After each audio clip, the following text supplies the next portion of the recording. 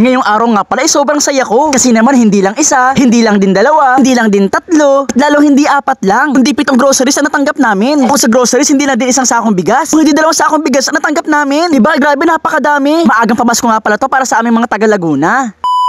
So mga kadugets, ito nga pala lahat ng nakuha namin pamasko ni Mayor. Bali 7 piraso siya. Kulang pa nga to kasi yung iba kong kapatid hindi nakakuha kasi nga may trabaho. May isang sakong bigas pa. Pero ngayon, i-unboxing natin siya, titingnan natin kung anong laman. Bali ito, isang piraso na lang bubuksan natin kasi pare-pares naman sila ng laman. Tapos go-convert natin sa pera kung magkano lahat to. Okay, una, ketchup na 320 grams, Great Taste Premium Classic na 50 grams, Top na 150 grams, Today's Mixed Fruit 422 grams. Laki. Ano to? Ito yung fruit salad. Condensed na 370 grams. Corned beef na 150 grams. Meatloaf, walang nakalagay kung anong gram.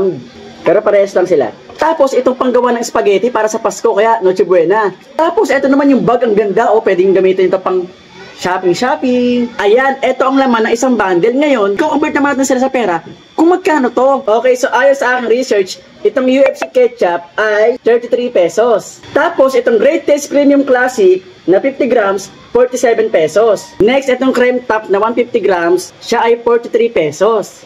Ito namang Today's Mixed Fruit na fruit salad na 836 grams, siya ay 125 pesos. Ito namang Argentina meatloaf is 25 pesos. Ito namang corned beef ay 37 pesos. Ito namang Alaska condensed milk na 370 grams ay 57 pesos. Ito namang Fiesta spaghetti na 1.6 grams ay 122 pesos. So, kung itototal natin lahat siya, ang halaga ng mga grocery na to ay ketchup 33, plus 47 ng greatest white, plus cream top 43, plus fruit salad 125, plus meatloaf 25, plus corned beef 37, plus condensed 37 din, plus 122 na spaghetti. So, ang total guys ay 469 pesos. 7 piraso meron kami. Eh di para nabigyan din kami ng 3,000 plus. Tapos meron pang 2 sakong bigas. Yung bigas kasi per pamilya. Tapos eto mga grocery naman, per